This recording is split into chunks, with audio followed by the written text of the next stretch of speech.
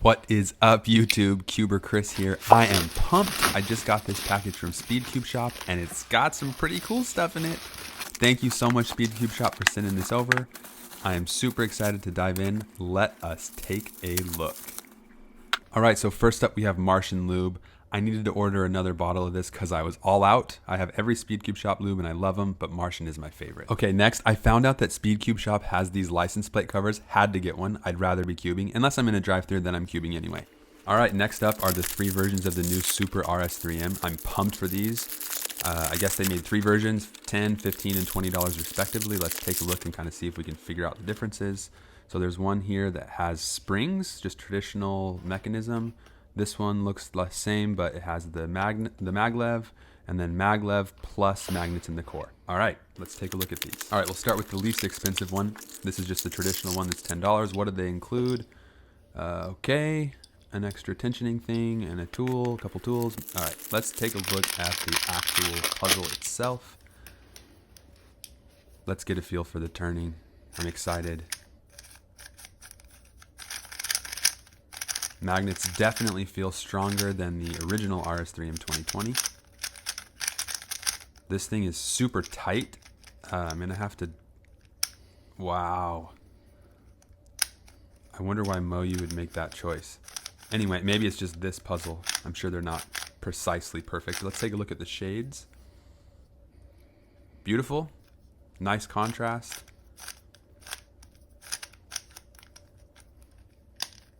Let's take a look underneath the hood, see what we find. Looks exactly like the predecessors, except it looks like they've moved to purple plastic on the little piece that you do for the tensioning. Sandy feel out of the box as you would expect for an RS3M. Man, it is so tight, it's hard to even, I can't tell if I like it or not yet. It feels nice, it feels similar to the original, but I'll have to definitely tension that. All right, let's take a look at the next one. So I'm expecting the accessories to all be the same. Yeah, they are. Let's get those out of here. Okay, so this is the same exact version, but Maglev. Wow, it's also super tight. So maybe that was actually a choice made by MoYu, and if so, I'm intrigued by that. That's not what I would expect. Do a couple F-perms. Man, my turning right now is feeling really not very confident because of how tight the puzzle is. I don't feel like I understand how it's going to respond.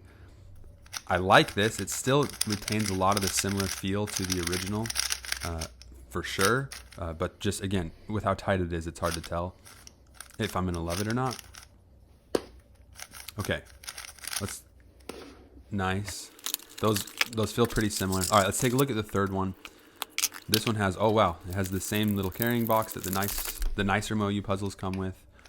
This one is also super ultra tight. Man, okay, so that's 3 data points that says maybe MoYu is intending to make these tight. Anyway, let's go with some J-perms. That flows really nicely. You can definitely feel the corner core magnets in there. That feels really nice. Wow.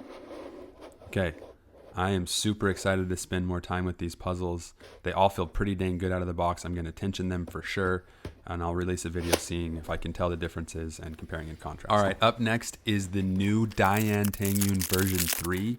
This is a highly anticipated puzzle. Wow, all right, let's take a look. Some instructions. You've got an orange protective case, and then their swag is also in an orange box. Looks like there's nuts in there, which is not really exciting to see. That's like circa 2018. All right, let's get a feel for this. These things are notorious for, oh my gosh, yes. All right, I'm gonna go have to clean this off 1 second. Let's get all that oil and grease off of there. I don't know why they do that with so much factory lube all over the place. So as I was saying, this is a super highly anticipated puzzle because the V1 of the TengYun, if you didn't know, is one of the quietest and most unique puzzles of all time. I absolutely adore it. The V2 came out. It was disappointing for me. Very complex mechanism. Did not live up to the V1, but still an okay puzzle. Look at me messing stuff up. And then, Diane released the Zanchi Pro, which to me was really like the version 3 of the TengYun. It felt very similar, but it just had a more complex mech even than the V2, and it didn't work. It was not an improvement. So this is officially the V3, and high expectations from the whole cubing community, I think it's fair to say. This puzzle is not really feeling amazing out of the box. I'm not sure what it is. I'm just doing random turns here to get a vibe, and I'm not crazy about this. Maybe I'll do a quick random solve, see if I can get into my solving groove. Sometimes that helps me know if I'm gonna like things or not a little bit better. You know what I mean? Oh, I'm all out of sorts here. First solve of the day, so I guess I can blame it on that. It's not really the puzzle holding me back here, but yeah, I don't know, guys. I think I'm gonna need to spend more time with this, but let's take a listen to how loud it is compared to the others.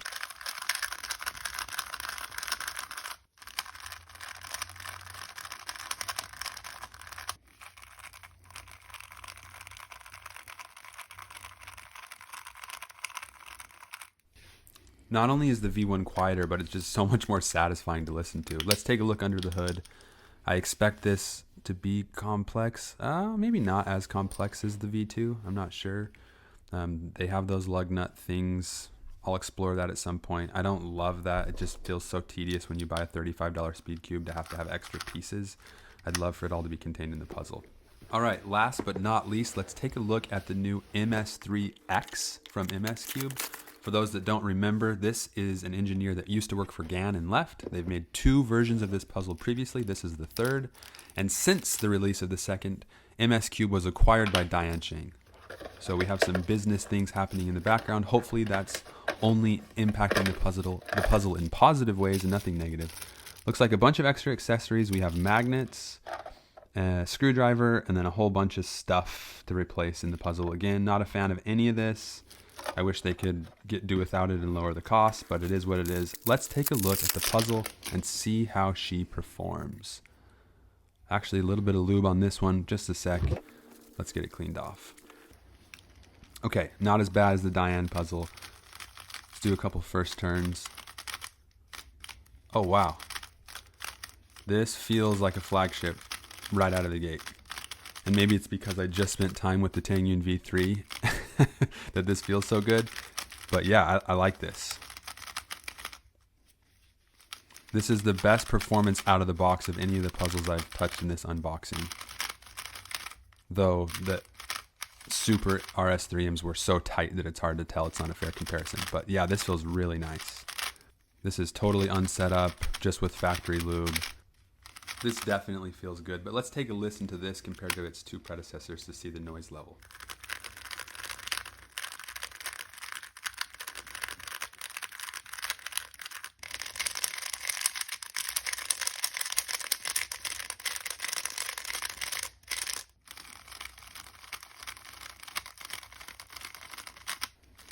Okay, I think it's safe to say it ranks in between the 2, with the first one being the quietest and then the second one being really clappy.